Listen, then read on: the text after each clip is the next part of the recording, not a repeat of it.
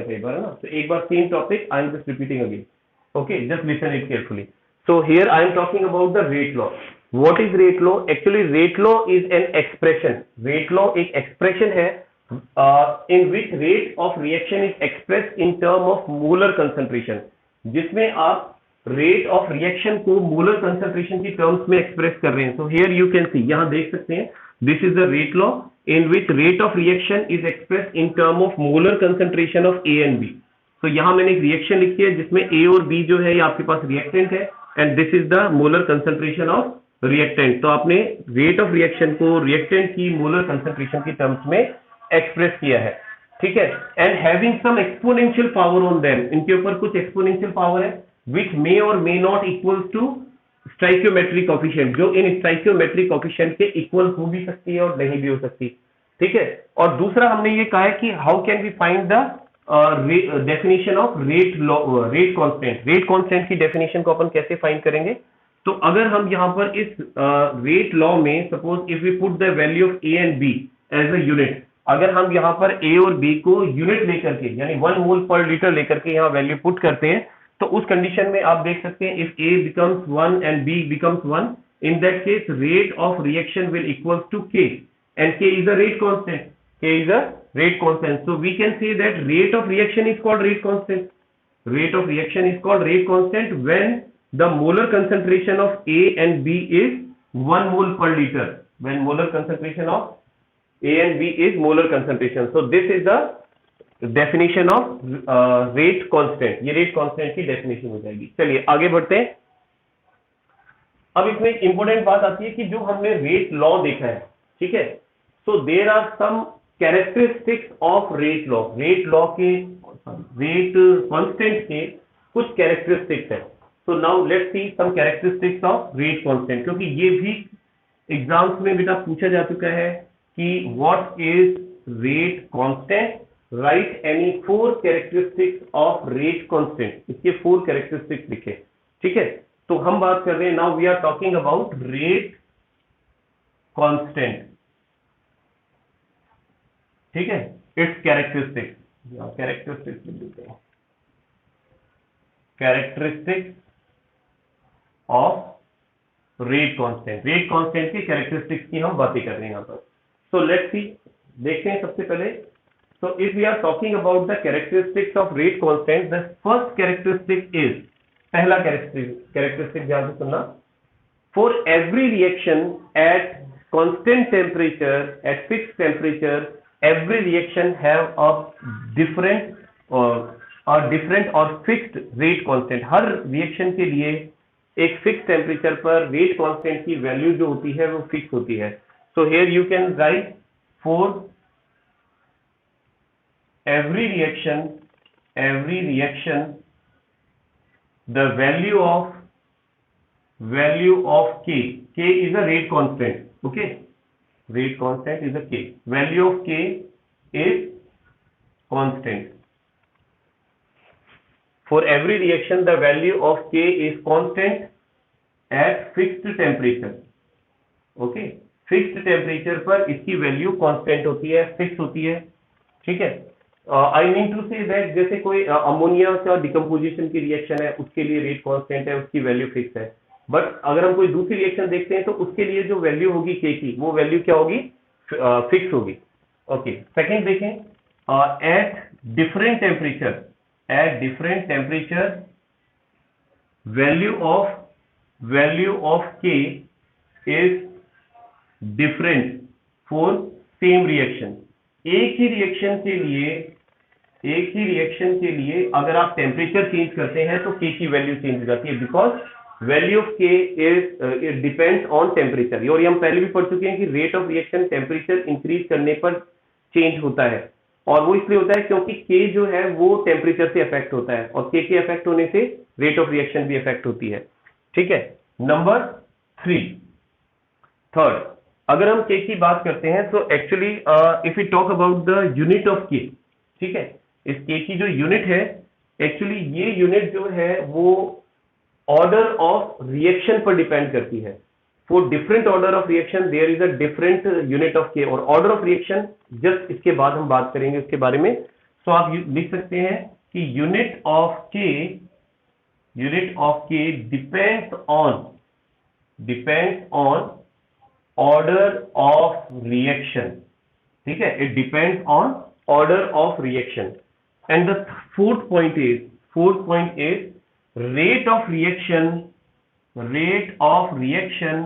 is directly proportional to k। rate of reaction जो है वो k के directly proportional होती है। for any reaction if the value of k increases so rate of reaction will also increase। और k किस पर depend करता है? k डिपेंड करता है टेम्परेचर पर, कि value of k is directly proportional to temperature. Temperature बढ़ने के साथ में जो k की वैल्यू है वो भी इंक्रीज होती है। तो these are some characteristics of k। Rate constant की कुछ कैरेक्टरिस्टिक्स है। अगर आपके पास दो अलग अलग रिएक्शन है, if you have two different reaction they will have different value of k at constant temperature, ठीक है। कांस्टेंट टेम्परेचर पर, फिक्स टेम्परेचर पर for every reaction the value of k is, एक सेकेंड या डिफरेंट ही लिखो आप, डिफरेंट, इसमें कंफ्यूजन हो रहा है। Okay, for every reaction the value of k is different at fix temperature. Fix temperature पर k की वैल्यू जो है वो डिफरेंट रिएक्शन के लिए डिफरेंट होगी। और अगर हम टेम्परेचर को डिफरेंट करते हैं तो k की वैल्यू जो है सेम रिएक्शन के लिए भी बदल जाएगी, ठीक है। 10 डिग्री सेल्सियस पर एक रिएक्शन के लिए k की वैल्यू अलग है और वही फिर 20 डिग्री सेल्सियस पर आपको डिफरेंट मिलेगी। थर्ड हमने देखा k जो है वो, और इसकी यूनिट जो है, unit of k depends on order of temperature, sorry order of reaction पर डिपेंड करती है, जो अभी अपन जस्ट इसके बाद में देखेंगे कि किस तरह से वो डिपेंड करती है, ठीक है। और ये दो चीजें हम ऑलरेडी डिस्कस कर चुके हैं कि k इंक्रीज होने पर रेट ऑफ रिएक्शन इंक्रीज होगा और k जो है वो टेम्परेचर के डायरेक्टली प्रोपोर्शनल है। अगर आप टेम्परेचर इंक्रीज करते हैं तो k की वैल्यू जो है इट विल आल्सो इंक्रीज, वो भी इंक्रीज होगी। चलिए अब हम बात करते हैं कि how can we obtain the unit of k। k की यूनिट को आप किस तरह से ऑब्टेन कर सकते हैं, ठीक है। So we can frame a simple formula for it. इसके लिए सिंपल सा फॉर्मूला अपन फ्रेम कर सकते हैं। देखिए हमें ध्यान है, we know that rate of reaction जो है it can be expressed as equal to k a and b। So अभी हमने इसको ऐसे लिखा था, ठीक है, it was written as like this. So here अगर मैं k को बाहर लेता हूं, ठीक है, ओके, अगर मैं k को बाहर लेता हूं तो k can be written as k equals to then rate of reaction divided by concentration of A power x and concentration of B power y। Okay, इस तरह से लिखा जा सकता है। बट रेट ऑफ रिएक्शन क्या होता है? We know that rate of reaction is change in concentration with respect of time, ठीक है। रेट ऑफ रिएक्शन को हम क्या लिख सकते हैं? Rate of reaction can be written as it is change in concentration, और वी कैन राइट कंसंट्रेशन, ठीक है, चेंज इन कंसंट्रेशन और अपॉन में टाइम। तो मैं इसको लिख सकता हूं अपॉन में time, like this, I can written it like this, upon time. And here नीचे हमारे पास में क्या है? We have a x and b y, it can be written as, ऐसे लिख सकते हैं।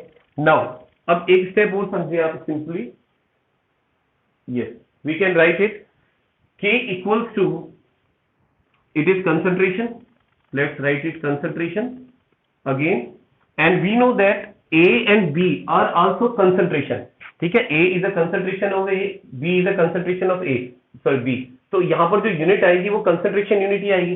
तो यहां पर again I can write it, A को लिख सकता हूं मैं concentration X and concentration Y, ठीक है ना। As we know that A and B here represent the concentration of A and B, and this is time. Time को इधर लिख देता हूं, time, okay, time. So now we can find the formula for it. अब इसको थोड़ा सा और सिंपल कर सकते हैं, k इक्वल्स टू, इसको कंसंट्रेशन ही रहने दो, देन यहां आप लिख सकते हैं concentration x plus y, it can be written as and multiplied by time, okay. अब देखिए कंसंट्रेशन को इसको और एक स्टेप और हम लिख सकते हैं, it can be changed into like this, concentration divided by इसको देखो पावर को ऊपर ले जाता हूं मैं, तो it can be written as concentration 1 minus X plus Y. Okay, then time inverse, it can be write as time inverse. इस तरह से लिख सकता हूं, टाइम को भी ऊपर ले गया मैं और यहाँ कंसंट्रेशन को कॉमन लेकर के मैंने एक्स प्लस वाई को ऊपर ले गया हूं, तो it can be written as. So here थोड़ा सा चेंज करते हैं, एक्स प्लस वाई को हम एन कंसीडर कर लेते हैं. Let's consider it as n. So it can be written as k equals to concentration then 1 minus n and time inverse. So now this is the formula by which we can obtain the unit of any reaction. किसी भी reaction की हम unit find कर सकते हैं. What we have to know is, हमें जो पता होना चाहिए वो क्या है, केवल ऑर्डर ऑफ रिएक्शन. ठीक है, ऑर्डर ऑफ रिएक्शन क्या होता है इसके बारे में मैं अभी जस्ट बात करूंगा आपसे, कि अभी तो आप इन शॉर्ट आप इसको ये समझ सकते हैं, जैसे अगर हमारे पास में ये जो पावर्स लिखी हुई हैं किसी भी रिएक्शन के अंदर, तो जो x प्लस वाई का जो सम है that is called order of reaction. ठीक है, so if x plus Y equals to n, या जिसको हम ऑर्डर ऑफ रिएक्शन कह रहे हैं, ऑर्डर ऑफ रिएक्शन. ठीक है, order of reaction comes out to be 1. अगर आपके पास ऑर्डर ऑफ रिएक्शन 1 है, ठीक है, तो जीरो लेते हैं, जीरो से स्टार्ट करते हैं. If it is zero, so what should be the unit of k? तो k की यूनिट क्या होनी चाहिए, चलिए देखते हैं. सो k की यूनिट होनी चाहिए k equals to concentration is expressed in mole per litre. ठीक है, कंसंट्रेशन को मोल पर लीटर में एक्सप्रेस करते हैं. ऊपर लिखे -1 minus 0, then time is expressed in second. ठीक है, सेकेंड इनवर्स. और इसको अगर सिंप्लीफाई करते हैं देन यू विल गेट, क्योंकि 1 माइनस 0 है यहाँ पर, तो 0 को आप हटा दें, तो it will become mole litre inverse and second inverse. So here we got the unit of k for first order reaction. Okay, it is for zero order reaction. It is for zero order reaction. Zero order reaction. So if we have zero order reaction, so we can easily find the unit of k for zero order reaction. अगर आपके पास x plus n, so x plus y, the sum of x plus y is 0. So in that case, the value of k, the unit of k will be mole per liter per second. Let's see one more. एक और देखते हैं. ठीक है, इसको rough कर रहा हूं. Let's see for first order reaction. For first order reaction, for first order reaction, first order reaction. Okay, we know that for first order reaction, the sum x plus y equals to 1, or we can say n equals to 1. Okay, for first order reaction. So we have the formula k equals to concentration 1 minus n and time inverse. Okay, so this is the formula we have for finding unit of k. So let's see, for concentration can be expressed in mole per liter, and 1 minus, and value of n is 1 here again, and time can be expressed in second inverse. So if we subtract 1 out of 1, so we will get 0, and if the power is 0, then it will be 1. तो इस पूरे की value जो है it will become 1. So the unit of k will be second inverse. So unit of k is second inverse for first order reaction. First order reaction के लिए जो k की यूनिट होगी वो आपके पास आ जाएगी 1. Now we can again see it for second order reaction. For second order reaction. For second order reaction, we can see x plus y equals to 2. Okay, x plus y equals to 2. That means the value of n should also be 2. So we can put this value and find the unit. Let's see, k equals to concentration power 1 minus n and time inverse. Okay, so for concentration we have mole per liter 1 minus, and the value of n we have 2, and for time we have second inverse.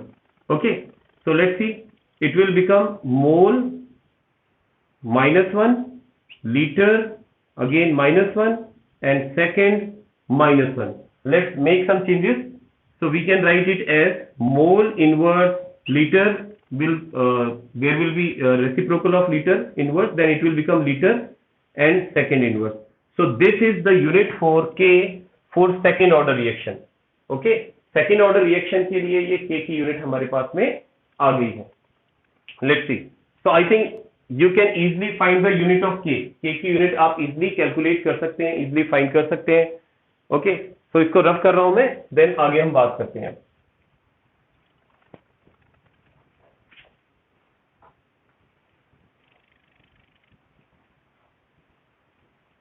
So here a term we have used is order of reaction. So there is some confusion among the students about order of reaction. So let's see what is order of reaction.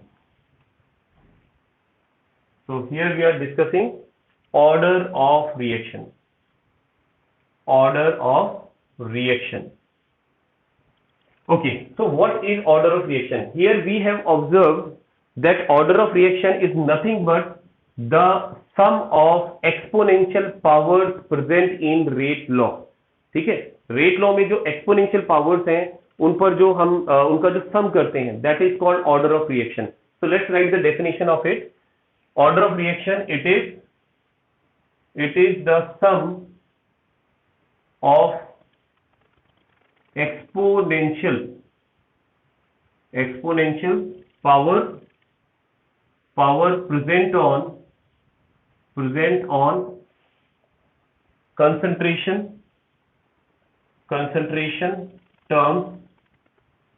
terms in rate law. Okay, like rate equals to K a raised to power x and b raised to power y. Suppose this is the rate law and these are the x and y are the exponential power. So how can we calculate the order of reaction? So order of reaction equals to x plus y. So this sum x plus y, or it may be 1/2 or 2/3 or 1, 2, 3, anything it can be. So the sum of these powers is called order of reaction. इसको ही हम क्या कहते हैं? Order of reaction. So according to order of reaction, reactions can also be classified. According to order of reaction के base पर we can again classify the reaction. First is zero order reaction. If we take an example of zero order reaction, so what is zero order reaction? Those reactions which have zero power, exponential power on the reactant. ठीक है, reactant की concentration के ऊपर अगर exponential power zero है तो zero order reaction है. But what does it mean? उसका मतलब क्या है? इसका मतलब है कि rate of reaction is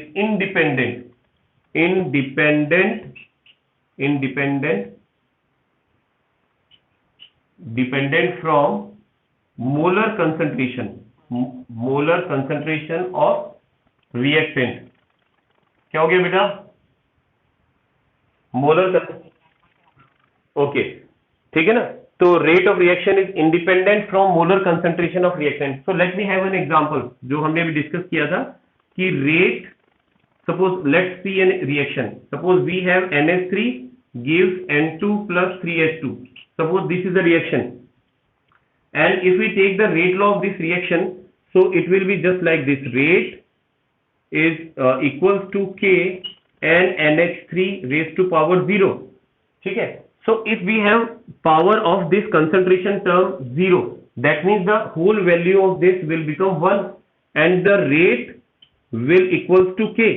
That means the rate is not dependent on the concentration of the reactant. इसका मतलब रेट जो है वो रिएक्टेंट की कंसंट्रेशन पर डिपेंड नहीं कर रहा है. So that's why I have written rate of reaction is independent from molar concentration of reactant. ठीक है, अगर मोलर कंसंट्रेशन ऑफ रिएक्टेंट से इंडिपेंडेंट है तो उस केस में आप कहते हैं कि जो रिएक्शन होगी, द ऑर्डर ऑफ रिएक्शन होगी, दैट शुड बी जीरो. वो जीरो होना चाहिए. ठीक है. And we can also draw a graph for it. इसके लिए हम एक ग्राफ भी ड्रॉ कर सकते हैं. Let's see. Suppose we have change in concentration and rate. Here we can see the concentration and here we can see rate. Okay, so if I draw a graph between rate and concentration, so it will be like this. So here you can see नहीं थोड़ा change करो, rate and यहाँ concentration, ठीक है. So now you can see here the concentration is increasing rapidly, है ना, concentration तो increase हो रही है, but what about the rate? Rate is constant. Rate, there is no change in rate. That means the rate of reaction is independent of this concentration. So such type of graph and such type of rate law which express it is an example of zero order reaction. ठीक है, तो वो zero order reaction का example हो जाएगा. So similarly take one more example. एक और example लेते हैं, that is first order reaction. First order reaction. If we are talking about first order reaction, that means there should be one exponential power. Exponential power should be 1 on concentration of reactant. ठीक है, तो यहां पर आप कह सकते हैं कि rate of reaction is directly proportional to molar concentration of one reactant. एक रिएक्टेंट की कंसंट्रेशन के अगर डायरेक्टली प्रोपोर्शनल है rate of reaction, so that type of reaction is called first order reaction. So we can also say that only one reactant, concentration of only one reactant can affect the rate of reaction. So such type of reaction is also called first order reaction. तो उस तरह की reaction को हम क्या बोलते हैं, first order reaction कहते हैं. So we can take an example. एक एग्जांपल लिखता हूं मैं इसका, एक second. So suppose we have an example in which we have only first order reaction, and that is NH4NO2. Let me remind one thing more. Actually जो previous अपनी class की बेटा उसके अंदर हमने ना ये same reaction we used, but there was a mistake because by mistake I wrote NO3 here. तो मैंने गलती से वहाँ NO3 लिख दिया था. तो while you are watching that video, just remind it, इसको ध्यान रखना, ठीक है, कि NO2 आएगा यहाँ पर. This is ammonium nitrite. Okay, this is ammonium nitrite. When we heat ammonium nitrite it form N2N2H2O. Okay, so this is an example of first order reaction. So it can be written as rate equals to K and NH4NO2. okay, so here we have one exponential power. It means that if I increase the concentration, definitely the rate will change, because यहाँ पर देख रहे हैं K is a constant. Here K is a constant. So what about rate? Rate is directly proportional to NH4NO2. That means rate is directly proportional to concentration of this reactant. इस reactant की concentration के directly proportional है. अगर इस reactant की concentration में change करता हूं तो rate change हो जाएगी. Okay, so graph we can write it like this. इस तरह से ग्राफ बना सकते हैं, यहाँ बना देता हूँ, ठीक है. So here we have rate and here we have concentration of reactant. So how should be the graph? Graph should be like this. इस तरह से होना चाहिए. क्यों? Because we know that rate is directly proportional to the concentration. Okay, one concentration of the reactant. तो एक reactant की concentration के directly proportional है. This is an example of first order reaction.